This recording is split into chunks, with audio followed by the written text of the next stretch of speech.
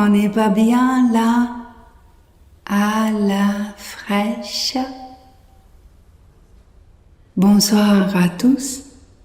Si vous êtes déjà bien installés, alors moi je vais pouvoir commencer. Je me présente.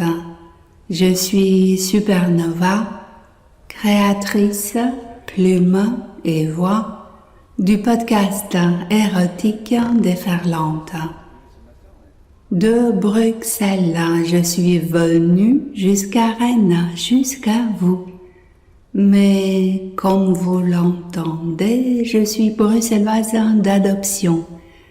Et il paraît averti, compte double, que mon accent serait une arme de séduction massive. Avant d'aller plus loin, je vous remercie. Ah mais non, c'est pas vous que je remercie, je recommence. Je remercie de tout cœur les organisateurs pour cette incroyable invitation à ce festival. Waouh, pas comme les autres. Et aussi, 1000 fois bravo pour cette merveilleuse soirée. Alors, là-bas, dans le nord bruxellois, je dois faire l'accent ch'ti ou pas? Non? Ok. En préparant, je chante ou pas? Le pot de Rennes au soleil, c'est bien. Je me suis dit, quoi? Faire un épisode live pour plaire? Non, pas pour plaire. On n'est pas venu pour plaire. Hein? Faire un épisode live pour donner du plaisir à tout le monde? Gloops. Aussitôt dit, aussitôt angoissé. Et pour cause. Chacun est différent. On aime et on jouit pour des raisons tellement personnelles. Mais Supernova, c'est moi. Ne se décourage pas. À force de chercher, à force de creuser, j'ai fini par trouver. Il y a tout de même une chose, toute petite, invisible, presque impalpable, mais tellement renversante, troublante.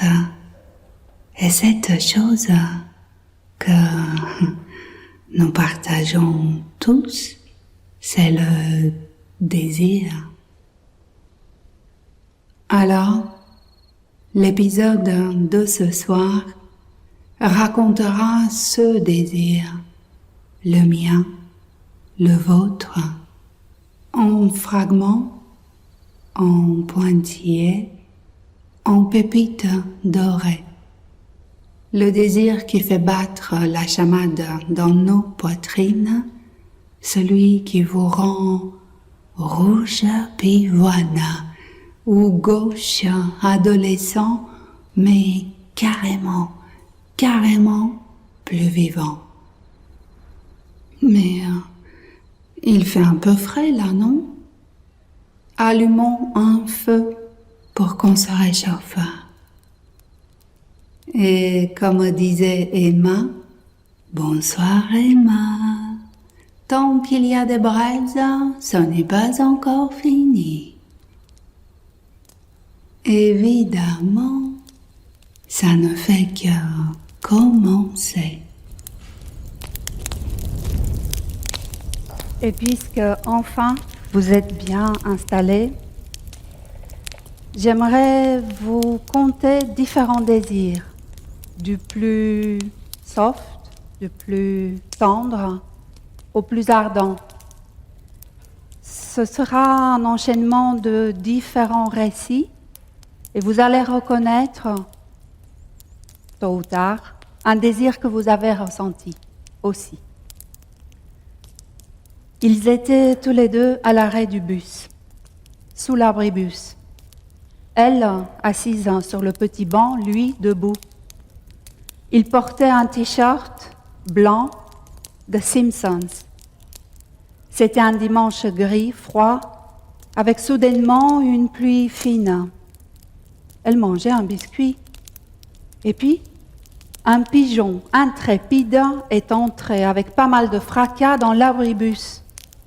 Ils avaient sursauté tous les deux, et de surprise, elle avait crié, elle avait lâché le biscuit. Ni une ni deux, le pigeon chippa son dû avant de s'envoler victorieux. Quand leurs regards se sont enfin croisés, elle l'observa intensément. Il avait les yeux bleus, elle avait les cheveux bleu-vert. La bouche entr'ouverte, comme pour chercher de l'air, elle voulait dire quelque chose. Son cœur était très battant. Ensemble, ils ont éclaté de rire, un peu malgré eux. Et puis, comme elle voulait vraiment dire quelque chose, elle a fait passer le bout de sa langue sur ses lèvres. Et ce petit geste, de rien du tout, l'avait érigé lui. Une belle érection, sans réflexion, bien raide. Elle avait une belle bouche. Et lui, il avait brièvement imaginé l'embrasser. De son côté, elle avait remarqué ses yeux rieurs, mais timides aussi. Et dans son regard, elle s'était sentie soudainement désirée, très belle. Pour finir, il avait gauchement détourné le regard, il avait même piqué un phare. Mais son désir pour elle ressemblait à une sorte de phare breton qui la guidait et l'attirait comme un aimant. Entre deux nuages, un rayon de soleil timide vint embellir l'instant. Et puis, un bus arriva, mais aucun des deux ne bougea. « Ce n'est pas mon bus, dit-elle. »« J'attendrai le suivant, dit-il. » 2 heures plus tard, les passants pouvaient voir un couple qui semblait très amoureux, qui riait aux éclats, en attendant le bus, par un dimanche froid, gris, avec une fine pluie. On va augmenter un peu l'intensité. Alors tous les deux, ils s'étaient donné rendez-vous dans ce bar, pas loin du boulot. Ah, depuis le temps que lui rêvait d'une telle rencontre. Et dans la lumière tamisée du bar, il admirait sa jolie clavicule. Et cette ligne du cou, douce, arrondie, si fine. Elle portait un top en dentelle rouge. Elle avait aussi un chignon décontracté. En fait, juste un crayon qui retenait ses cheveux. S'il avait été plus courageux, il aurait osé enlever le crayon. Il aurait osé ranger la mèche derrière son oreille et peut-être passer ensuite ses doigts sur la peau fine de la clavicule. Et s'il avait été vraiment courageux, il aurait dit « Tu es si belle ». Mais il manquait et de courage et de salive. Il ne put que s'éclaircir enfin la voix avant de lui demander « Et qu'est-ce que tu veux boire, hein ?» À vrai dire, elle n'avait pas soif. Elle était juste troublée. Une sorte d'électricité l'empêchait de penser. Alors elle répondit bêtement « De l'eau plate, citron, merci ». Il avait de belles mains, toutes fines, un peu agitées aussi, presque au bord du tremblement d'émotion. Elle voyait bien qu'il voulait vraiment lui plaire.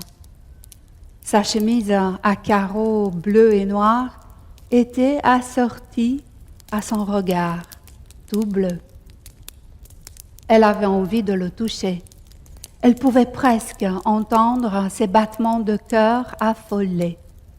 Et surtout, elle avait envie que ses belles mains viennent se glisser sous ses fesses pour la soulever tel un koala, avant de la prendre dans ses bras et de sentir sa verge glisser en elle, enrouler ses jambes autour de sa taille et le regarder dans les yeux. Mais, en attendant, tous les deux, ils hésitaient. Au bout d'un moment, elle finit par prendre son courage à deux mains, littéralement. Elle posa sa main sur la sienne, qu'elle caressa doucement, avant de vaguement la serrer.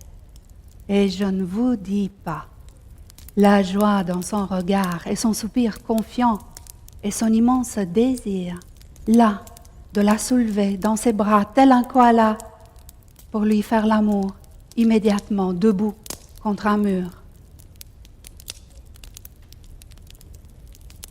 Et le troisième récit, elle s'était penchée pour chercher quelque chose dans son sac qui était posé par terre. Et son chemisier laissait entrevoir le bas du dos. Et malgré lui, il avait aperçu un petit bout de sa culotte qui dépassait un peu. C'était de la dentelle noire à bords dorés qu'on devinait très sexy sous la jupe. Oh, le frisson! Rien que les mots « petite culotte », ça pétillait dans son imagination débridée. Le plaisir de la deviner à l'abri du regard sous un jeans, sous une robe. Le plaisir de toucher enfin sa matière, parfois douce, parfois transparente. Le plaisir de s'en approcher, la renifler, y déposer un baiser. Pour faire tomber cette mince barrière, le plaisir de l'écarter du bout des doigts. Imaginez juste la scène suivante. Ils sont au restaurant, mais lui, il rêvait qu'elle soit debout devant lui pour qu'il puisse lentement soulever sa jupe, attraper délicatement les bords dorés de la culotte en dentelle noire et la faire glisser en douceur, centimètre par centimètre, tout le long des jambes jusqu'aux chevilles. Se retrouver ainsi, la bouche à hauteur de son sexe. Ah, la culotte! C'est vraiment un objet magique. Elle trouva enfin le téléphone dans son sac. Elle le mit retourné sur la table. Puis elle remarqua un éclat dans son regard. Vous savez, cette sorte de lueur si particulière. Il n'y avait pas de bougie allumée sur la table, donc aucun reflet extérieur possible. Non, non, non. C'était une lueur intérieure qu'elle reconnut aisément avant de rougir de plaisir à son tour. Parce que c'était ce même regard qu'il portait sur elle pendant l'amour, quand il lui disait qu'elle était si belle, alors qu'elle était en train de jouir, quand il lui disait que la regarder jouir le rendait tout simplement heureux.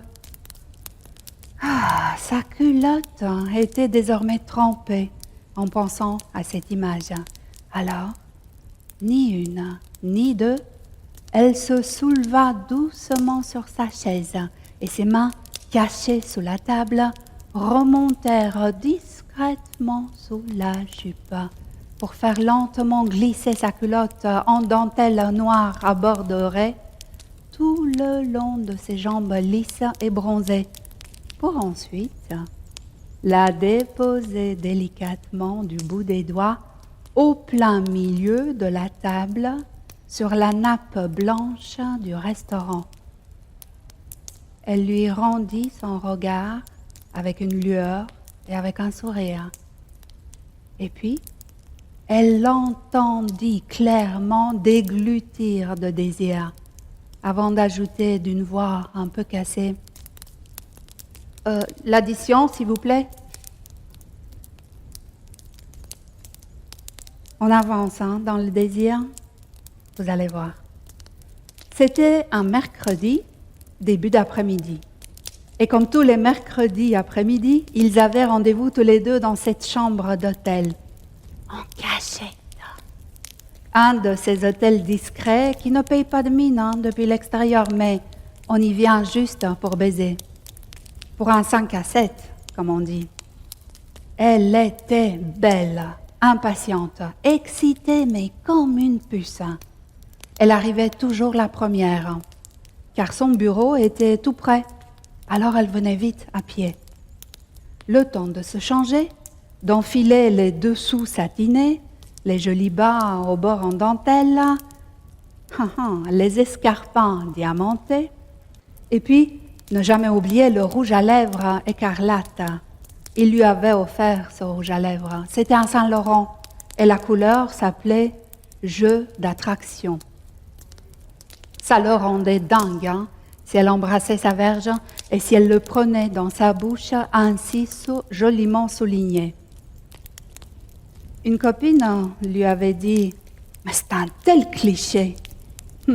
Sûrement, sauf qu'il l'en redemandait chaque fois. « Oh, le ping de la messagerie, vite, vite !» C'est fou, Comme chaque semaine, chaque mercredi après-midi, invariablement, après avoir laissé sa voiture dans le petit parking en bas de la rue, une sorte d'impatience le gagnait. La rue montait. Il arrivait en haut, toujours vaguement essoufflé. Puis là, il envoyait vite son message. « Je suis déjà au coin de la rue, je serai là dans 2 minutes. » Et ces 2 minutes de marche, il les faisait durer. Il aimait l'imaginer belle, désirante, avec une nouvelle tenue sexy à souhait. Et cette bouche, mon Dieu, mais cette bouche si rouge. Elle était tellement douée pour les pipes, ou tout simplement, elle aimait le sucer, ce qui revenait au même. Alors, comment l'attendra-t-elle aujourd'hui? En levrette, sur le lit? Un joli plug posé bien en évidence sur le matelas? Non. Allongui sur le dos, les genoux relevés, entr'ouverts, en train de se toucher? Non. À 4 pattes, par terre, juste devant la porte, avec une jolie laisse déposée sur le plancher à ses pieds. Nombre de fois où il avait failli sauter les marches d'escalier 2 par 2 pour arriver plus vite, mais il ne l'avait pas fait, sauf la première fois.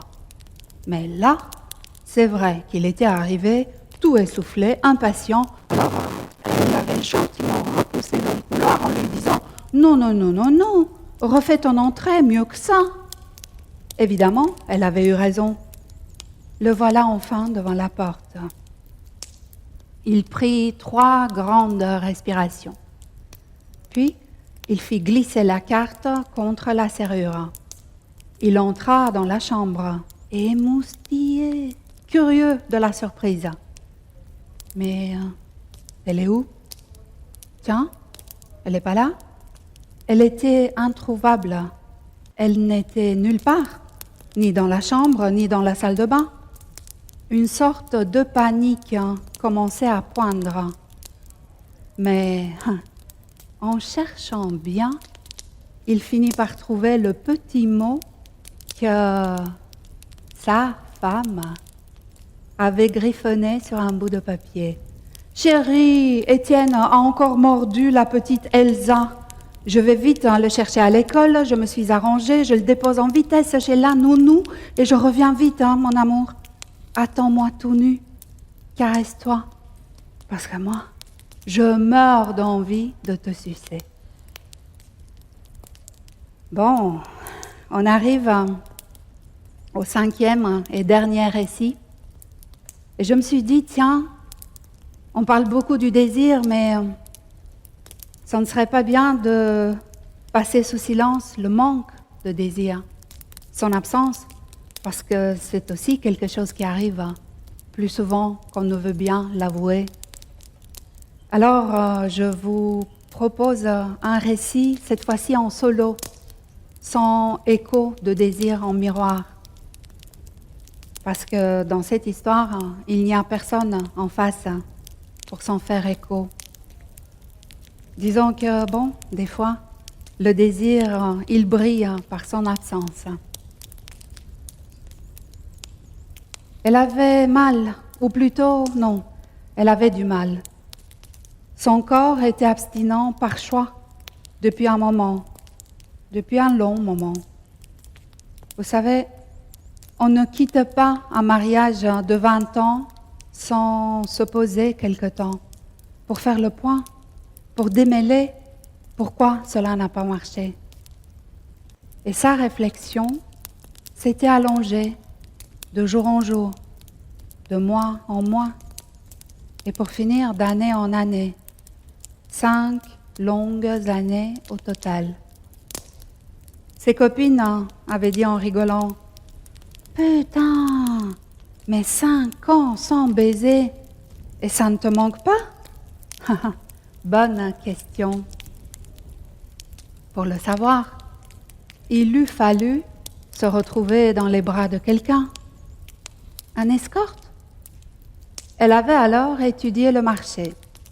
Pour finir, oui, un mec semblait sortir vraiment du lot. Charles. Elle mit son numéro dans son répertoire. Qui sait, sur un coup de tête, elle pourrait même l'appeler. Ah là là, vous savez, quand on finit par vivre beaucoup dans sa tête, on construit les mêmes scènes 1000 fois, de façon différente. On prévoit les répliques longtemps à l'avance, un peu comme les coups à jouer aux échecs. Invariablement, dans ces histoires imaginées avec Charles, dans ces mises en scène diverses et reformulées, une question revenait, entêtante, impossible de l'éliminer de l'échiquier. Et alors dites-moi, de quoi avez-vous envie? Ah, mais la vérité, c'est que j'en sais rien, pensa-t-elle. Oh, adieu Charles, je vous aimais bien. Quel autre choix alors? Tiens, un massage tantra peut-être? Alors, elle passa des jours et des jours à écumer le web, à lire énormément sur le sujet, à faire le tri entre les fausses et les vraies annonces. Et puis, bim, lui. Physiquement, ce n'était pas du tout un mec qui lui plaisait. Justement, cela ajoutait de l'intérêt à la chose. Se retrouver nue comme un verre devant un inconnu qu'elle ne trouvait même pas séduisant de prime abord. Cela marquait directement le cadre, clair et net. Elle avait bien besoin d'un cadre clair et net. Le jour du rendez-vous, elle entendit sans vraiment bien écouter les explications. Elle fit ce qu'on attendait d'elle. Se dévêtir entièrement, enfiler le paréo, s'allonger sur le tatami, bien sur le ventre, sans coincer le paréo sous son corps. Ah, c'est bien, un paréo, c'est bien, il protège. Un paréo met à l'abri.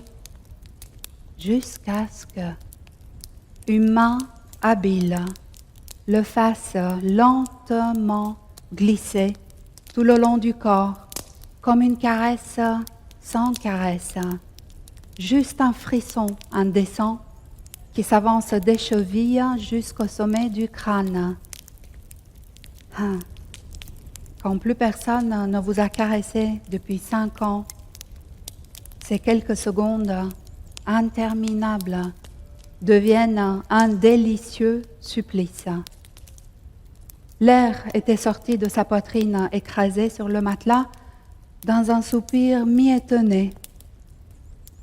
Et puis, 2 mains d'homme qui se posent sur son dos de part et d'autre de la colonne vertébrale. C'est tout. Elles sont là, sans autre but. elles sont là, bien à plat. C'est perturbant, parce qu'on accueille le contact, mais on aimerait déjà en connaître le but. Sauf que de but, là, non, il n'y en a pas. Les mains sont posées sur le dos, et c'est tout. Cela ramène le corps à son état normal, celui d'être, juste être. Être dans ce corps féminin abstinent sur lequel deux mains d'homme viennent se poser en douceur. Deuxième soupir involontaire, cette fois-ci mi-impatient. Mais les mains n'en ont rien à faire de l'impatience. Elles font un autre choix. Elles explorent ce corps, elles le caressent, elles l'effleurent, elles l'apprivoisent. Puis, un filet tout fin d'huile chaude trace son chemin étroit en partant de la nuque jusqu'au creux des reins.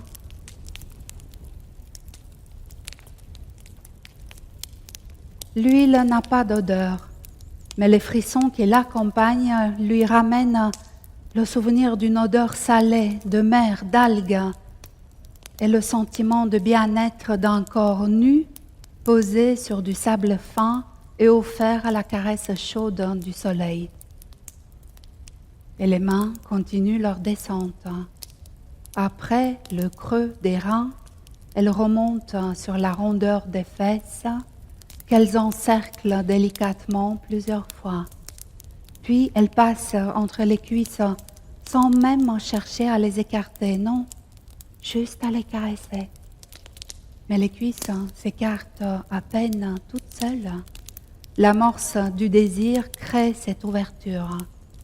Juste laisser faire, recevoir, accepter cette douceur de vivre et ressentir, bordel, ressentir tout ce qui traverse le corps, tout ce qui grandit dedans, cette chaleur qui semble venir des mains caressantes, mais aussi de l'intérieur, en écho, en miroir. Puis, les bras l'ont enlacé tendrement et l'autre corps est venu se coller contre le sien. Les voilà emboîtés. Ils se reconnaissent l'un l'autre dans ce contact à peine effleuré. Et là, entre ces bras inconnus, rien de mal ne peut lui arriver. Au bout d'un moment, elle eut envie de se retourner. Elle eut envie de lui faire face à ce désir que, ah ben tiens, il est là, il n'était pas absent, il avait juste parfois manqué à l'appel. Ensuite, naturellement, les mains ont repris leur voyage corporel et le filet d'huile chaude est venu se glisser en douceur en partant des clavicules, puis entre ses seins, puis sur le ventre, et en arrivant alors jusqu'au sexe. Les gouttes d'huile s'étaient emmêlées à ses poils pubiens pour les traverser par gravitation dans un glissement jusqu'à la vulve. Et là, ce fut le début d'une symphonie vraiment. On aurait dit les mains d'un chef d'orchestre qui faisait chanter son corps. Sous ses doigts habiles, son sexe devenait une harpe et les accords étaient très justes. Il n'y avait plus aucune résistance. Le corps s'offrait tout entier aux doigts, autant que les doigts le faisaient vibrer tout entier. Et son bas-ventre était plein de désirs à ras-bord, et sa tête était enfin vide. Elle s'était sentie transportée loin en elle-même. Et à la fin, de nouveau, abritée dans ses bras, elle ne put s'empêcher de s'étonner à haute voix. Mais alors, est-ce vraiment possible que ce soit aussi simple ? En partant de là, elle était joie, elle était jouissance.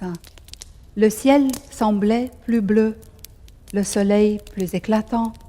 Le petit coup de vent, elle le ressentait presque sur chaque cellule de son épiderme.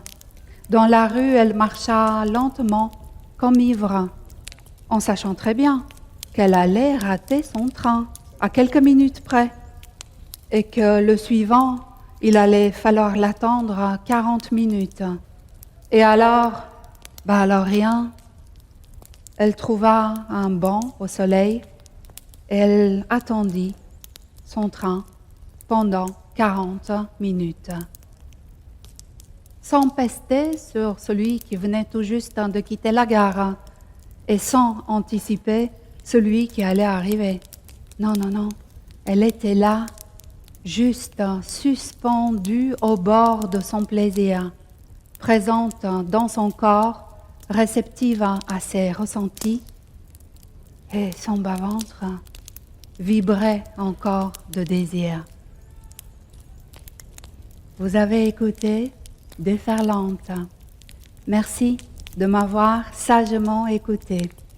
Je vous souhaite une nuit pas du tout sage, une nuit déferlante de désir.